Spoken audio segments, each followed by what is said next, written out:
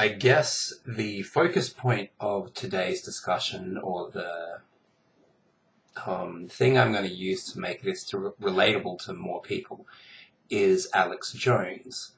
When I first started making videos, Alex Jones was about as famous as I was, maybe 3 or 4 times more. But the point was, he was an underground figure. He was definitely the most, he was at the top of the pile in some respects, but he was still underground.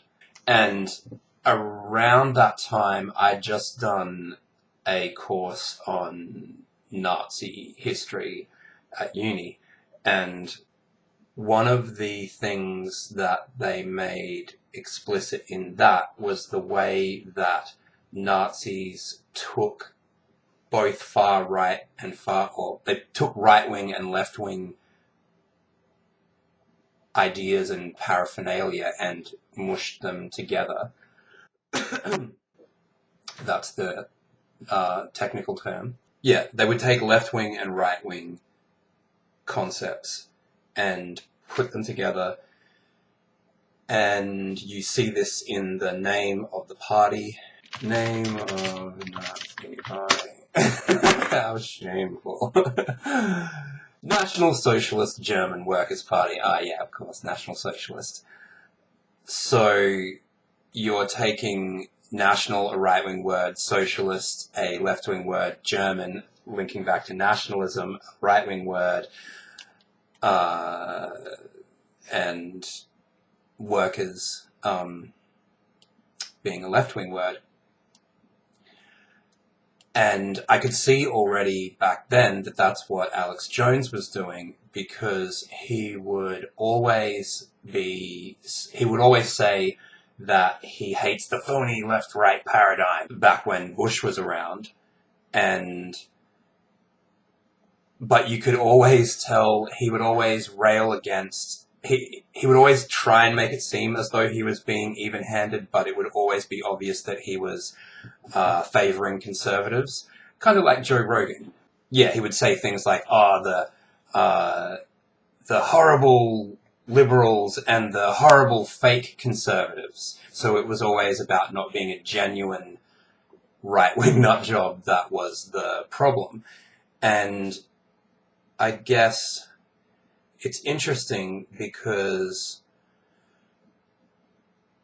there's a reason that stuff exists, and there's a reason that anti-Semitism exists, and it's because the Jews control the banks. So the people.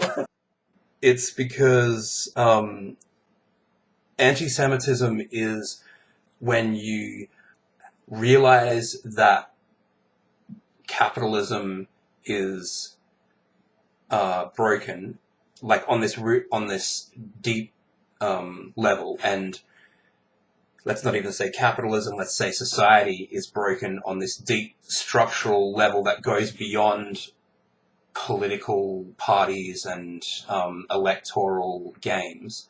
But at the same time, you retain a belief in the capitalist hierarchy. And so what you have to do then is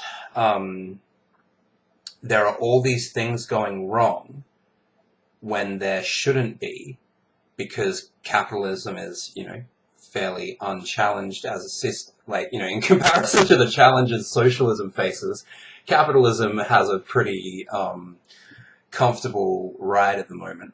So, if you still believe in capitalism, but you fundamentally think that the system is corrupt, you have to come up with a reason why that is. And basically the only thing that you can come up with is this group of people that is very similar to the actual ruling class that you're in love with and don't want to see disappear, but takes the most cartoonish elements of what you see as being wrong with them and projects that onto a mysterious, unknown ethnic group that allows you to both write off the society while still having faith in its like systems and so as far as I recalled, Alex Jones would never be explicitly anti-Semitic, and in fact he would call out anti-Semitism, and it doesn't matter whether this was like deliberate or whatever, but that's because the way that his brand functioned was as a way to link the masses, essentially, to the far right. So you can't do, and if you ask any sort of far right organizers, they'll always talk about the Jewish question and how that's always the most significant and most difficult sort of position to win regular people over to. So the role that Alex Jones plays is he works in a way that, or worked, he's sort of changed since then, but at the time, his function, I would say, was akin to those Christian far-right fundamentalist little tract comic book things that you'll see stashed in payphones and that kind of thing, in that they are this kind of crazy story that's trying to get you interested in the broader way of thinking. With Alex Jones, he conceals or isn't aware of, or whatever, but he doesn't have the explicit anti-Semitism so much, although, I haven't seen recently, that could have changed, but he doesn't have the explicit anti-Semitism. So that means what he does have is this kind of collection of funny stories. Did you know that fluoride, blah, blah, blah, Waco, Operation Northwoods. Yeah, they're the kind of thing that you can be sort of passed around easily. You don't need a lot of political understanding to be able to come up with it. And most importantly, even though they seem completely unrelated, like what does fluoride have to do with banking regulations or those types of things, what all the stories individually do is they're designed to teach you to think about the world as though the way things really happen is through kind of this godlike intervention from these shadowy, almost indescribable figures that have basically supernatural powers. Like when you get down to it, like what they're alleging that is sort of responsible here is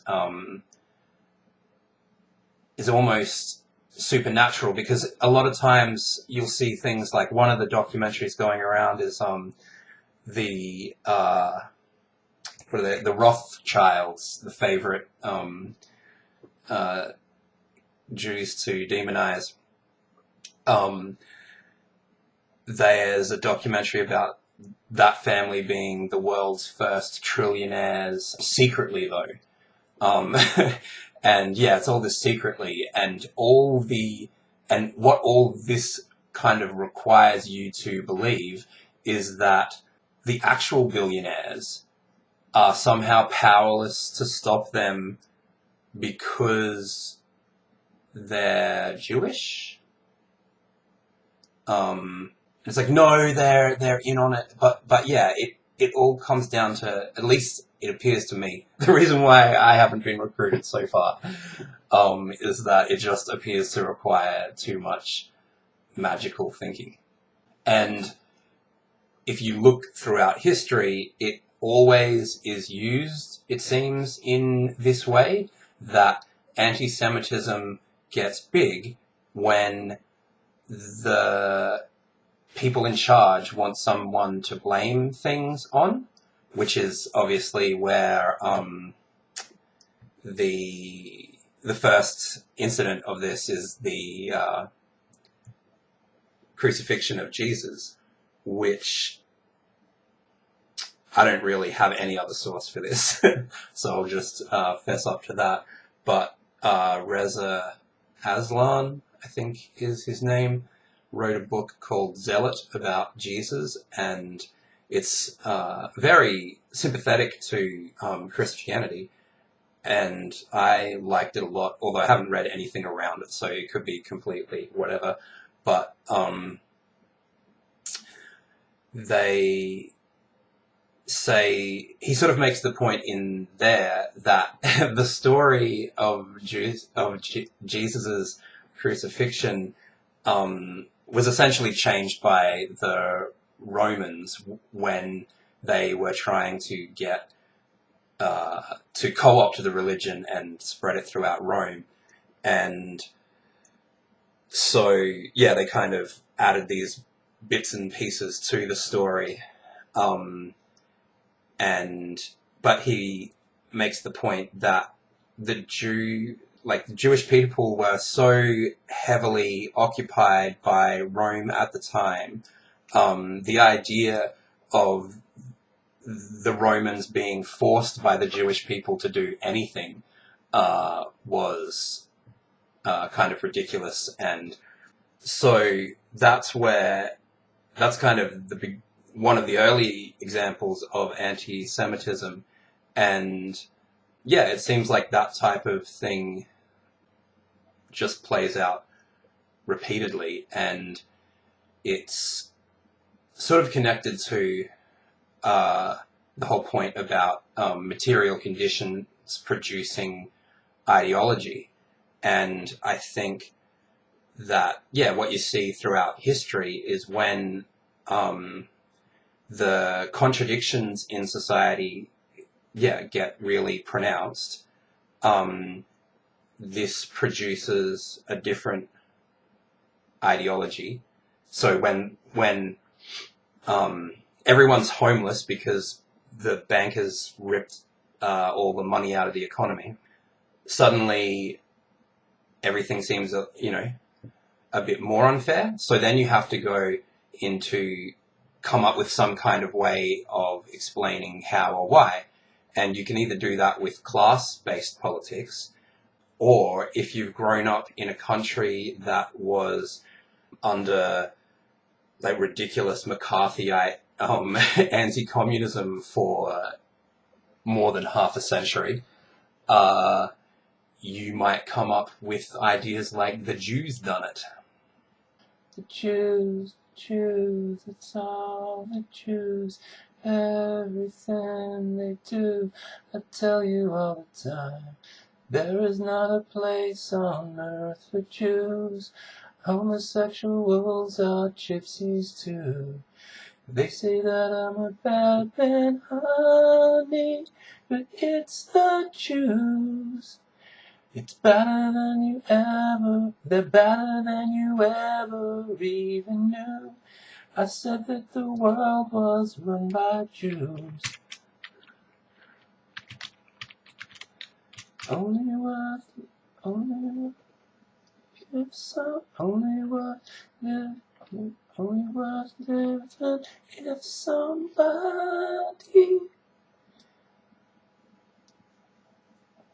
said